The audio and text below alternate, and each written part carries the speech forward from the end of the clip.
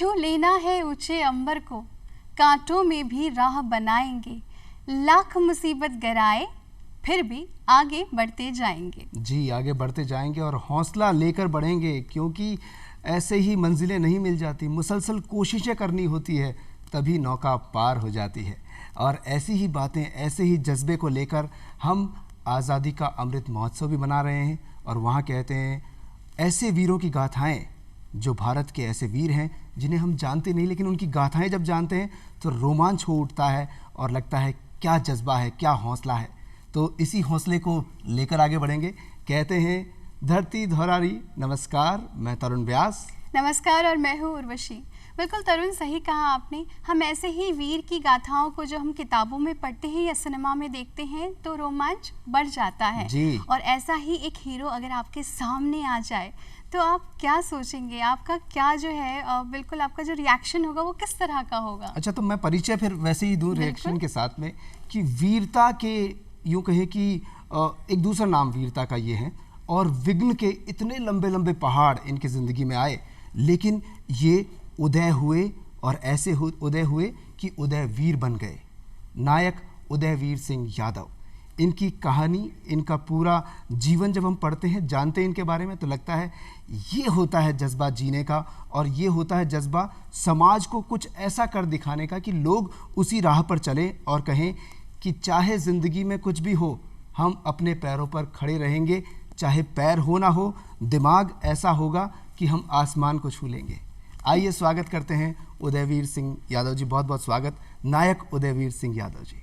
नमस्कार साहब, तरुण जी, उर्वशी जी, बहुत बहुत धन्यवाद। धरती धौरारी प्रोग्राम में आपने मेरे को, जो आज़ादी का अमृत महोत्सव चल रहा है, मेरे को बुलाया, मेरे लिए बहुत ही गर्व की बात है। और सबसे बड़ी गर्व की बात है कि भारतीय सेना में मैंने अपने 11 साल की जो जॉब की है, उसी की वजह से आज मैं इस मुकाम तक पहुंचा हूं जी। क्योंकि जो भारतीय सेना में मुझे ट्रेनिंग मिली और जो कैसी भी परिस्थितियों के साथ में मुझे लड़ने का वहाँ पर जो प्रशिक्षण दिया गया, वो ही आज मेरे काम आ रहा है। सेना में हमें ट्रेनिंग के दौरान कहा जाता था कि आप ट्रेनिंग में जितना पसीना बहाएंगे, युद्ध के मैदान में उतना ही खून बचाएंगे। जी। तो वही चीज़ आज मेरे जीवन में साक्षात मेरे साथ चल रही है। मैं 1988 में आर्मी ज्वाइन की। जबलपुर में मेरी ट्रेनिंग हुई, basic training, military training, technical training, सब वहीं हुई जी। मेरी योग्यताओं को देखते हुए मुझे पहली पोस्टिंग श्रीनगर में मिली। जी, इसी बीच हम अब ये सारी बातें जानेंगे। सबसे पहले एक उर्वशी और मेरे मन में ख्याल उमड़ रहा है, वो शायद सेम ही होगा। उर्वशी, वो क्या है? बिल्कुल, एक सवाल जो हमने आपकी किताब भी पढ़ी, आपकी कहानी भी पढ़ी, जिसमें हमें ये जानने का मौका मिला कि किस तरह से संघर्ष को आपने अपने संकल्प से पराजित किया। तो ये इतना हौसला जो है वो कहाँ से आता है? देखिए, हर एक आदमी की जो हौसला है वो उसके परिवार के सदस्यों से ही आता है। और कहते हैं कि एक जो पुरुष है उसकी सफलता के पीछे एक औरत का हाथ होता है। वो उसकी माँ, बहन, बेटी, भाई, कोई भी हो सकती है। लेकिन जो मेरे जीवन में इतने बड़े संकट आए, उनके सबसे जो पीछे जो मेरी प्रेरणा है वो मेरी वाइफ है सुनीता यादव। वो मेरे साथ हर मुकाम पर मेरे साथ खड़ी रही है। एक्सीडेंट के बाद में भी मैं जब टूट चुका था, बिल्कुल डिप्रेशन में जा चुका था, लेकिन एक वही थी जो इतनी परेशानी आने के बाद में भी उन्होंने कभी अपने को, मेरे को ये एहसास नहीं होने दिया कि आपके साथ में फिजिकल डिफॉर्मिटी हो गई है या दोनों पैर चले गए हैं। वो मेरे हर कदम पर मेरे को हौसला देती रही, और जहाँ पर भी मैं थोड़ा डगमगाया तो मेरे साथ खड़ी रही। जी। समाज में चलने के लिए, रिश्तेदारी में चलने के लिए, या जो जॉब है वहाँ पर एक अपनी मतलब कि ईमानदारी से काम करने के लिए, सब जगह उन्होंने मेरा साथ दिया। तो जो मेरा हौसला है वो मेरे परिवार के जो मेंबर हैं और मेरी पत्नी है वो है। जी, तो इस हौसले को, इस जज्बे को सलाम करता है दूरदर्शन राजस्थान। और आज हम आपकी जो बात जान रहे हैं, इस बीच आपने बता दिया कि आपके दोनों पैरों के साथ में कैजुअल्टी हुई थी अपनी सेना के कार्य के दौरान, लेकिन उसके बाद किस तरह से आप ऐसे निकल कर आए हैं जो आज हर जगह कोई बात करता है उदयवीर जी की तो कहता है कि साहब इतनी पढ़ाई की और ऐसे ऐसे ओहदों पर रहे। तो ये सारी बातें जानकर वो रोमांच होता है। हर एक नए स्टूडेंट में भी बात वो आती है कि देखो पढ़ाई कैसे की जाती है। और ये भी आता है कि अगर आज छोटी सी बात होती है, किसी को कुछ छोटी चोट लग जाए या कोई उंगली ही कट जाए तो वो सोचता है कि मैं किसी काम का नहीं रहा। बट आपने एक समाज को ऐसा यूँ रूप दिखाया है कि पैरों से ही चलकर अपना जीवन नहीं जिया जाता, पैरों के बिना भी आप ऊंचाइयों को छू सकते हैं, टच कर सकते हैं, ऐसे जंप लगा सकते हैं जो आदमी सोच भी नहीं सकता। ये सारी बातें एक रोमांच कर देती है हमारे बीच। मैं ये जानना चाहूँगा, हम सभी जानना चाहेंगे कि फ़ौज में जाने का जज्बा या वो जो इच्छा बचपन में कब हुई और कैसे फिर पदार्पण हुआ? मेरे पिताजी भी सेना में थे और वो सेना की आर्मी मेडिकल कोर में थे। और जब मैं महाराजा कॉलेज में पढ़ रहा था तो उस समय अपने ब्रिगेडियर भवानी सिंह जी के बारे में भी मैंने पढ़ा था जी। तो उनको 1971 के युद्ध में परमवीर चक्र मिला था, जो सेना का दूसरा सबसे बड़ा सम्मान है।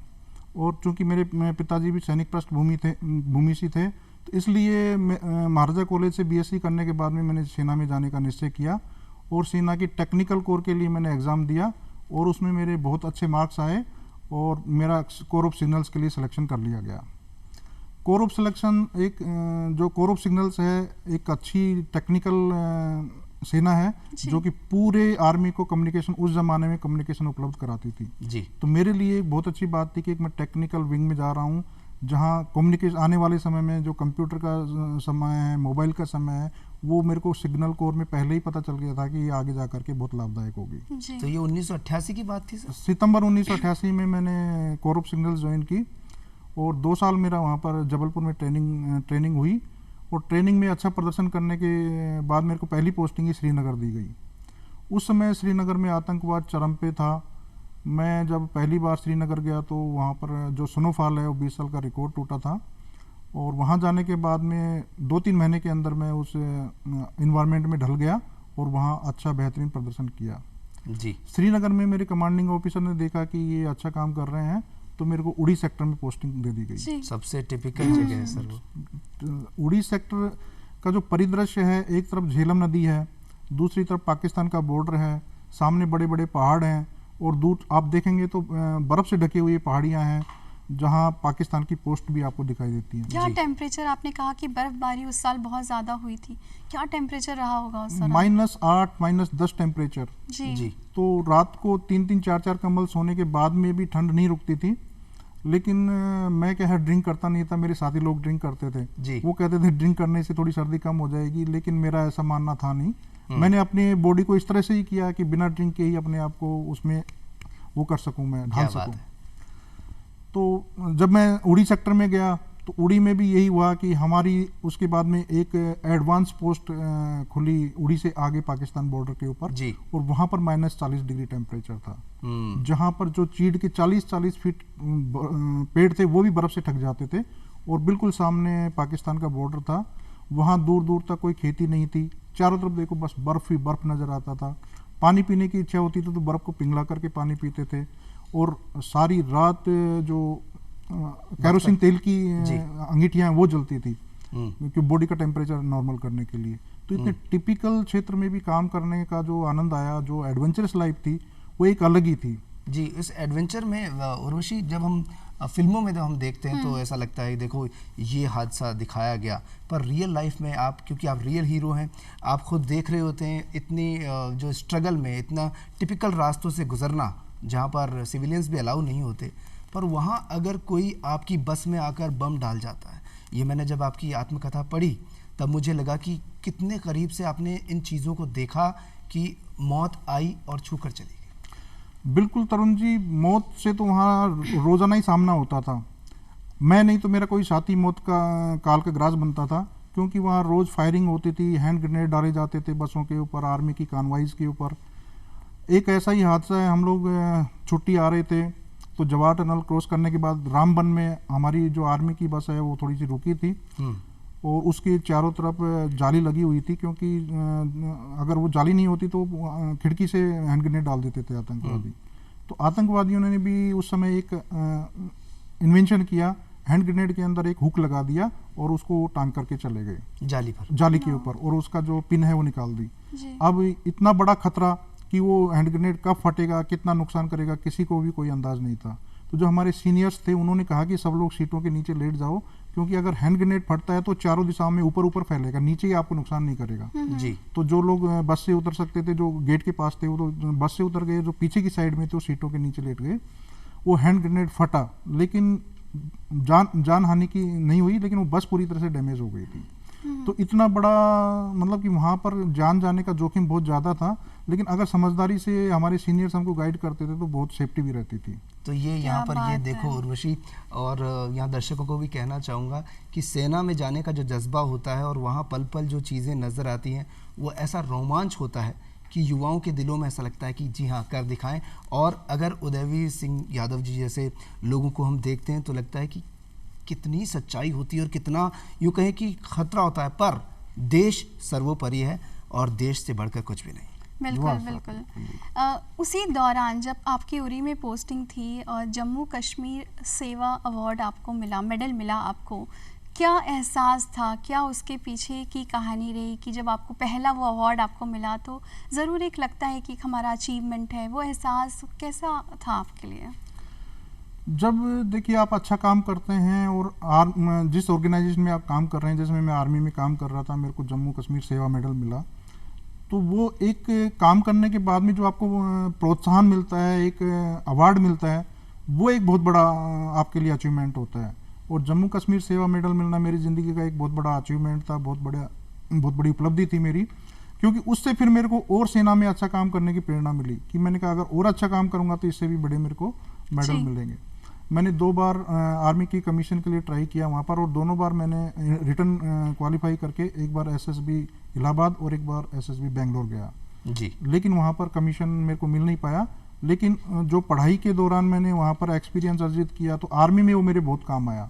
मैं जहाँ भी जाता था वहाँ जाता बाद में था, मेरी छवि पहले ही पहुँच जाती थी, क्योंकि मेरे साथी हैं वो लोग बता देते थे वहाँ पर। एक मेडल की और हम बात करेंगे जो हमारे सामने है, और जनरल बिपिन रावत जी ने अपने हाथों से आपको सम्मानित किया, उस मेडल की भी हम बात करते हैं। ज़रा दिखाएं और थोड़ा इस मेडल के बारे में भी वो वाकया बताएं पूरा। ये बलिदान एवं प्रतिष्ठा मेडल जी, ये एक्सीडेंट होने के बाद में दिसंबर 2018 में पुणे में एक प्रोग्राम हुआ था, soldier in line of duty. वहाँ पर जनरल बिपिन रावत जी ने जो सेना में डिसेबल्ड हो गए थे, विकलांग सैनिक हो गए थे, उन सब का सम्मान करने के लिए 2018 में सभी को ये मेडल्स दिए गए थे। और मैं भी पुणे में गया था और जनरल रावत साहब से ये मेडल पा करके मेरे को बहुत अच्छा लगा।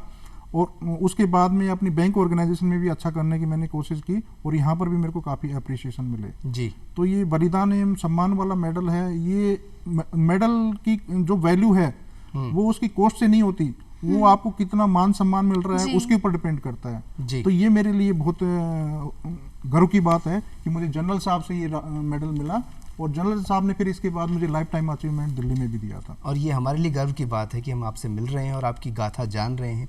आपकी जो वीरता है साफ नज़र आती है जब हम वो जो दौर आपने देखा और उसके बाद में एक ऐसा हादसा हुआ कि अच्छे अच्छे लोग उस हादसे के बाद ऐसे पस्त हो जाते हैं कि अब जीवन ख़त्म हो गया, अब हम कुछ नहीं कर सकते, ऐसा नेगेटिव हो जाते हैं। पर उसमें भी आपने पॉजिटिविटी अपने आप से निकाली और लोगों के लिए आप एक पूरा यूँ कहें कि नाम बन गए, लोग कहते हैं।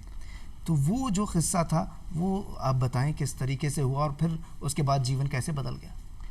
एक्सीडेंट होने के बाद में एकदम में एक जो नॉर्मल आदमी है उसके दोनों पैर चले जाएं, चारपाई पे आ जाए, तो साल 2 साल के लिए तो मैं भी डिप्रेशन में चला गया कि अब क्या होगा। बच्चे भी छोटे थे, घर की जिम्मेदारियां भी थी, पेंशन भी आधी हो गई थी आर्मी से आने के बाद में। लेकिन एक सबसे बड़ा जो पॉजिटिव पॉइंट था वो मेरी मिसेज की रेलवे में नौकरी लग गई थी एक्सीडेंट से 6 महीने पहले जी। तो भगवान की दया से मेरे को फाइनेंशियली कोई प्रॉब्लम नहीं हुई। लेकिन यहाँ जब मैं मेडिकल बोर्ड आउट होकर के सिविल में आ गया और यहाँ मैंने कई जगह ऑफिसेज में गया कि मेरे को सब कुछ नौकरी वगैरह मिल जाए, तो किसी ने भी मेरे को नौकरी के लिए ऑफर नहीं किया। तो एक हमारे कर्नल साहब थे एसपी भारद्वाज साहब, लास्ट में मैं उनके पास गया क्योंकि मैंने उनके साथ में रानीखेत में जॉब की थी और वो मेरे बारे में जानते थे। तो पहले तो उनको काफ़ी दुख हुआ कि ये तो चलो विधि का विधान है, एक्सीडेंट हो गया, लेकिन अब जो पिछला हो गया वो तो आप कर नहीं सकते, लेकिन जो आगे आपकी ज़िंदगी में आने वाला है उसको तो बदल सकते हो। ठीक बात है। तो कर्नल साहब ने कहा कि आप MCA करो, और वो कंप्यूटर सेंटर चलाते थे। तो उस समय कंप्यूटर के बारे में सुनकर के मेरे को भी थोड़ा सा लगा कि एक नई नॉलेज किस तरह से गेन करूंगा। उन्होंने कहा कि प्रैक्टिकल की इनकी चिंता मत करो, कंप्यूटर 24 घंटे के लिए यादव तेरे लिए खुला हुआ है, कभी भी तू आ, कंप्यूटर में मेरे इंस्ट्रक्टर हैं, वो सब तेरे लिए अवेलेबल रहेंगे, जो भी तेरी प्रॉब्लम है तू आ करके पूछ सकता है। जी तो वहाँ से उन्होंने मेरे को जो हौसला दिया, और कंप्यूटर में जो भी मेरे क्योंकि मेरी बैंक में जॉब भी लग चुकी थी जी और उस समय बैंक का कंप्यूटराइजेशन भी हो चुका था, तो मेरे लिए दो बड़ी उपलब्धियां रही, एक तो कंप्यूटर की नॉलेज, दूसरा बैंक में जॉब, दोनों एक दूसरे से रिलेटेड थी। तो उधर बैंक कंप्यूटर की नॉलेज बढ़ रही थी, इधर बैंक में मैं काम सीख रहा था, स्टाफ में भी मेरी पोजीशन अच्छी हो रही थी, कस्टमर्स को भी अच्छी सेवाएं दे रहा था। और समय से मेरा जब ये कंप्यूटर का कोर्स कंप्लीट हो गया और मेरा क्लरिकल से असिस्टेंट मैनेजर के पद पर प्रमोशन हो गया, तो एक उपलब्धि ये हो रही कि चलो कम से कम एक चैनल तो पार हुआ। जी अब उसके बाद में मैं खुशी खुशी कर्नल साहब के पास में गया कि साहब मेरे को डिग्री मिल गई है कंप्यूटर की, और उनको मैंने कहा खुशखबरी सुना दूं, लेकिन वो खुश नहीं हुए उससे। अच्छा। उन्होंने कहा कि ये तुम्हारी जो मंजिल है वो ये नहीं है, तुम्हें और आगे जाना है। अभी तुम चूंकि बैंक में काम कर रहे हो तो बैंकिंग एंड फाइनेंस में तुम्हें MBA करना है। अब मैं वापस सोच में पड़ गया कि कर्नल साहब तो एक अगली स्टेप लेके बैठे हुए हैं मेरे लिए। तो मैंने कहा सब मेरे को अकाउंटेंसी आती नहीं है। बोला अकाउंटेंसी की चिंता मत कर, तुम फिजिक्स केमिस्ट्री मैथमेटिक्स के स्टूडेंट हो, तो अकाउंटेंसी का पेपर निकालना तुम्हारे लिए कोई मुश्किल काम नहीं होगा। जी। तो उन्होंने मेरे को प्रेरित करके बैंकिंग एंड फाइनेंस में MBA का फॉर्म भरवा दिया। अब बैंक की जॉब भी चलती रही, साथ में सैटरडे संडे को क्लासें भी चलती रही, और 2 साल के अंतराल के बाद में MBA भी कंप्लीट हो गया। वाह। तो कर्नल साहब बड़े खुश हुए, बोला देखो ये मेरा सोल्जर है जिसको मैंने ट्रेनिंग दी है, मेरी यूनिट में रहा है, यहाँ आने के बाद में भी अच्छा परफॉर्म कर रहा है। और वो एग्जाम्पल भी देते थे अपने स्टूडेंट्स को, देखो ये दोनों पैर नहीं है, उसके बाद में भी इसने MCA किया, MBA किया, बैंक में जॉब भी कर रहा है। तो काफ़ी हौसला अफजाई करते थे वो लोग। कर्नल साहब से फिर उसके बाद में 2014 में उनकी डेथ हो गई। उसके बाद फिर उनका बेटा है, वो कहता था कि पापा आपके बारे में बताते रहते थे, आप बहुत अच्छा करते हो। उनका बेटा भी अभी लेफ्टिनेंट कर्नल है कोर ऑफ सिग्नल में। जी। तो इस तरह से जो मेरे पुराने कमांडिंग ऑफिसर थे, उन्होंने मेरे को एक्सीडेंट के बाद में इतना सपोर्ट किया जयपुर में, वो काबिल तारीफ है। तो वो सीढ़ियाँ आप चढ़ते चढ़ते, पढ़ते पढ़ते और पूरा संघर्ष करते हुए मुख्य प्रबंधक बने स्टेट बैंक ऑफ इंडिया, और आज उसी पद पर कार्यरत हैं। ये जो उर्वशी, ये जो स्टोरी है, जो ये कहीं की रियल स्टोरी है, तुम्हें कैसा मन में और क्या सवाल निकलता है कि क्या पूछा जाना चाहिए, क्या ऐसी चीज़ें जो युवाओं को उससे प्रेरणा मिले? बिल्कुल, युवाओं की बात करें तो युवा आइकन ब्रांड एम्बेसडर सम्मान भी आपको मिला है। आप आज के युवा जो बात बात पर जिसे हताशा मिलती है, मोबाइल में हम ज़्यादा रहते हैं, कम्युनिकेशन चैनल्स वाकई ही बढ़ गए हैं, लेकिन उतना ही कंपटीशन भी बढ़ गया है। आपने MCA किया, उसके बाद MBA किया, बैंक में भी आपने काफ़ी प्रमोशन लिए, सेना में भी आपने बहुत अच्छा कार्य किया। तो आज के युवाओं के लिए जो कि हम इतने ज़्यादा सोच में पड़े हैं कि अगले ही पल क्या होगा, हम बहुत सुनते हैं कि एग्ज़ाम के बाद बच्चा डिप्रेस हो गया, या पढ़ाई में मन नहीं लग रहा, या करना कुछ और चाहता है बट कर कुछ और रहा है, उन सभी के लिए आप क्या कहना चाहेंगे एज अ आइकन? देखो आज के युवाओं को क्या है कि उनको एक अच्छी ट्रेनिंग देने की ज़रूरत है, उनके साथ में काउंसलिंग करने की ज़रूरत है। जो आज का युवा है, अगर उसके साथ भी अच्छी काउंसलिंग की जाए, वो क्या चाहता है, उसके ऊपर थोपा नहीं जाए कि तेरे को ये बनना है, उसका जो इंटरेस्ट है उसको आगे बढ़ने दिया जाए। और जैसे आजकल के युवा छोटी छोटी बातों पे हताश हो जाते हैं, आत्महत्या जैसा कदम उठा लेते हैं, तो ऐसा नहीं करें वो, क्योंकि ज़िंदगी में आपके सामने दुख सुख ये सब एक ही ज़िंदगी के 2 पहलू हैं, एक ही सिक्के के 2 पहलू हैं, सुख भी आता है दुख भी जाता है। तो आपको घबराना नहीं है। और युवाओं को मैं यही कहना चाहूँगा कि अगर वो अपनी ज़िंदगी में कोई लक्ष्य चुन लें तो उस लक्ष्य को प्राप्त करने के लिए उनको लग जाना चाहिए। और कहते हैं कि कायनात भी उनका साथ देती है जो अपने लक्ष्य की तरफ आगे बढ़ते हैं। जी। तो God helps those who helps themselves. Yes, जो अपनी मदद स्वयं करते हैं, भगवान भी उनकी मदद करते हैं। तो मेरा युवाओं को यही कहना है कि वो अपनी मदद स्वयं करें, और हर परेशानी का सॉल्यूशन होता है। दुनिया में ऐसी भी कोई परेशानी नहीं है कि जिसका कोई सॉल्यूशन ना हो। जी। तो वो सॉल्यूशन आपके अंदर से ही निकलेगा, क्योंकि आपकी जो लड़ाई है वो सिर्फ अपने आप से है। तो आप अपने आप को स्ट्रॉन्ग करें, अपने अंदर से ही सॉल्यूशन निकालें कि इस समस्या का क्या सॉल्यूशन होता है। तो युवाओं को यही है कि वो अपने लक्ष्य के लिए बहुत मेहनत करें, आगे बढ़ें, यही मैं कहना चाहूँगा। और एक सॉल्यूशन काफ़ी लोग ये भी सोच रहे होंगे कि आप मुख्य प्रबंधक हैं SBI में, और आए दिन लोगों को आजकल मोबाइल पर कुछ ऐसे मैसेजेस भी आते हैं कि आपने इतनी लॉटरी जीत ली है या आपके अकाउंट बंद होने वाला है, आपको हम SBI से कॉल कर रहे हैं या RBI से कर रहे हैं। ईमेल्स भी बहुत आते हैं। ईमेल्स भी बहुत आते हैं, प्लस लोग OTP दे देते हैं। कई चीज़ें ऐसी होती है कि लोग अपना पैसा गंवा देते हैं, बैंक अकाउंट से पैसा निकल जाता है, मैसेज आता है, तब पता चलता है। तो उन लोगों को, क्योंकि आप उस सेल में भी रहे हैं, आप उसके बारे में भी बारीकी से समझते हैं और जानते हैं, लोगों को आगाह करते हैं, तो आज दूरदर्शन राजस्थान के माध्यम से सभी को बताइए इस बारे में भी, ताकि ज्ञानवर्धन हो सके। डिजिटल इंडिया, मतलब डिजिटल इंडिया का कंसेप्ट है कि ज़्यादा से ज़्यादा अपने को डिजिटली काम करना है, मोबाइल पे जाना है, UPI के थ्रू करना है, कंप्यूटर के थ्रू काम करना है। लेकिन उसके लिए क्या है कि जो आज की पब्लिक है उसमें जागरूकता होना ज़रूरी है।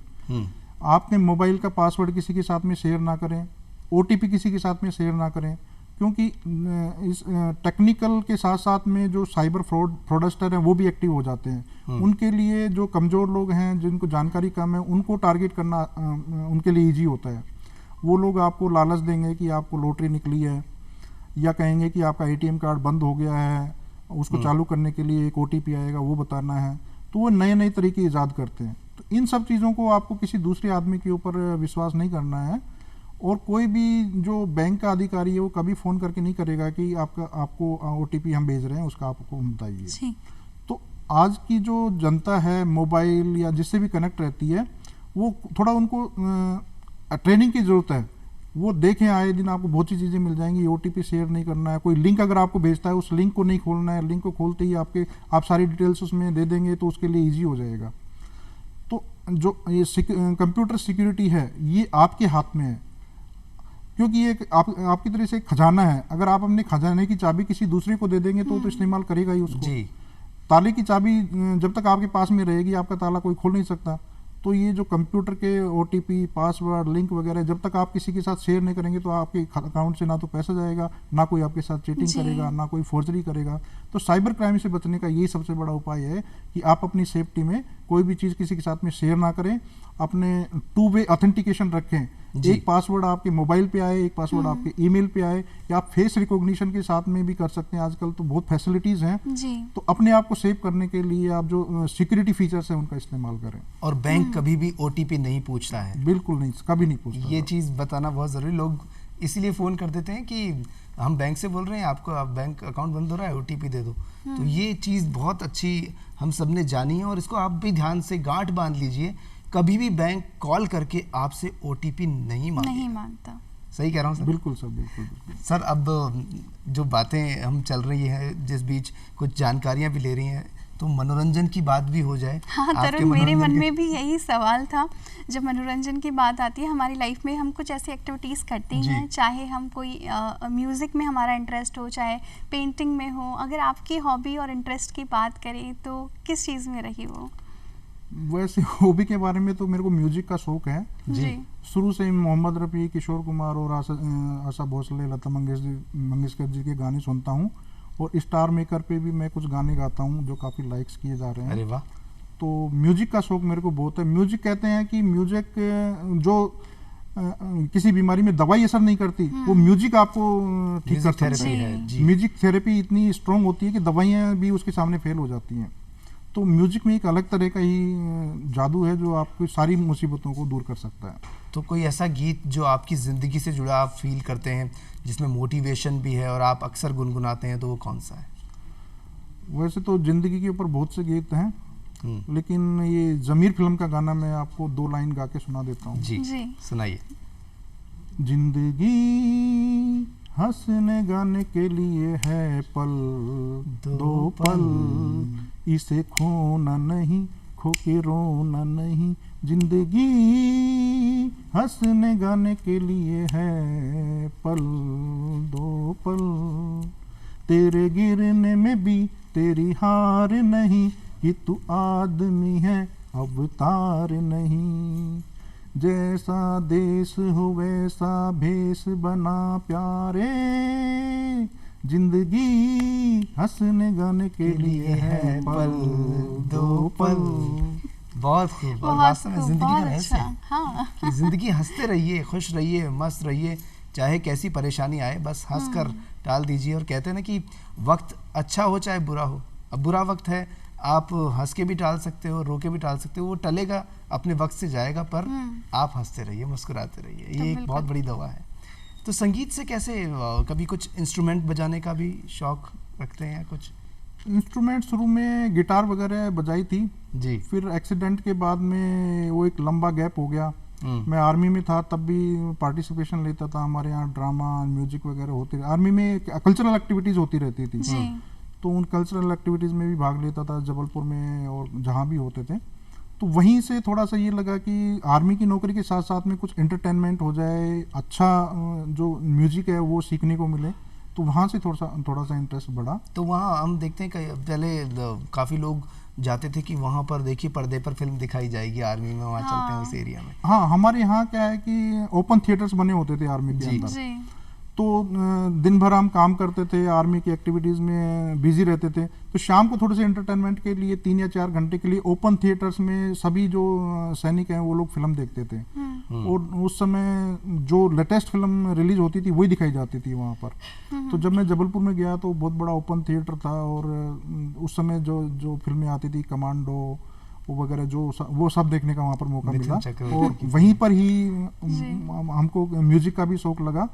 आर्मी में भी कई बार हमने गाना गाया, कमांडिंग ऑफिसर साहब भी कभी जाते थे तो कहते थे भाई चलो कोई गाना गुनगुना दे। क्या तो बात ऐसा ही एक वाक्य आपको बताता हूँ। जब मेरा एक्सीडेंट होकर के मैं यहाँ पर रिटर्न मैंने क्वालिफाई कर लिया बैंक का एग्जाम बैंकिंग में, और मैं इंटरव्यू देने के लिए जब इंटरव्यू बोर्ड के सामने गया तो मेरे सामने 5 इंटरव्यू बोर्ड मेंबर बैठे हुए थे।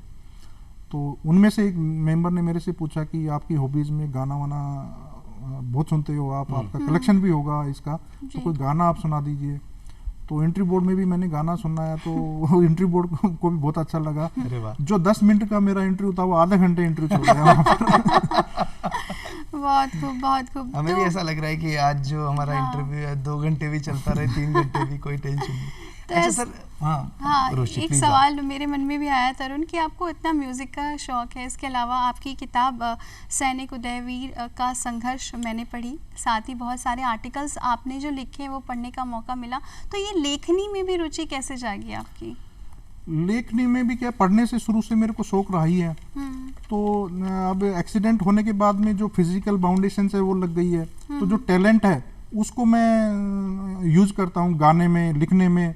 एक सैनिक संसार पत्रिका निकलती है, उसमें मैं सैनिकों के लिए कुछ आर्टिकल्स लिखता हूँ। एक न्यूज़पेपर है, जैसे कल परसों ही मदर्स डे मनाया गया था, उसके ऊपर भी मैंने एक आर्टिकल लिखा है, तो 3 न्यूज़पेपर्स में छपा है, और उसके काफ़ी अच्छी मेरे को रेस्पॉन्स भी मिल रहे हैं कि साहब आप बहुत अच्छा लिखते हैं। और आप मोटिवेशन की बात कर रहे थे, तो युवाओं को मोटिवेशनल करने के लिए मैंने एक छोटी सी 7 मिनट की शॉर्ट फिल्म भी बनाई थी, Udayveer real Indian army hero, और वो फिल्म युवाओं में काफ़ी संदेश देने में भी कामयाब रही। और उस फिल्म को चंबल इंटरनेशनल फिल्म फेस्टिवल में भी most inspiring movie, Jaipur international film festival में best Rajasthan U turn movie के अवार्ड मिल चुके हैं। तो ये मेरा एक छोटा सा प्रयास है कि मेरी जिंदगी में जो ये घटना घटी है, इसके थ्रू मैं कोई पॉजिटिव संदेश सोसाइटी में दे सकूं, ताकि वो मेरे से कुछ लर्न करके इंस्पायरेशन, मोटिवेशन हो सके। ये मेरा उद्देश्य है इसमें। और इंडिया बुक ऑफ रिकॉर्ड्स के बारे में हम बात करें तो सबसे पहली बार जब आपको रिकॉग्निशन मिला और जाना गया कि आप पढ़ाई में MCA, MBA और इतना कुछ होने के बाद में ये किया, वो जो वाकया था वो कैसे हुआ, और उसके बाद इस संघर्ष की पुस्तिका तक यानी आपकी आत्मकथा तक की कहानी क्या है? इंडिया बुक ऑफ रिकॉर्ड्स, मेरे एक साथी थे लक्ष्मीकांत सिरके, जब मैं पुणे में आर्टिफिशियल लिम्ब लगाने के लिए गया था तो वो मेरे को मिले थे जी। तो उनके एक हाथ एक पैर नहीं है जी। तो उस समय 2011 की बात है, मैंने कार खरीद ली थी और मैं कार चलाता था। तो मैंने आर्टिफिशियल लिम्ब सेंटर में उनको बताया कि मैं कार चलाता हूँ, तो उन्होंने उसको मजाक समझा।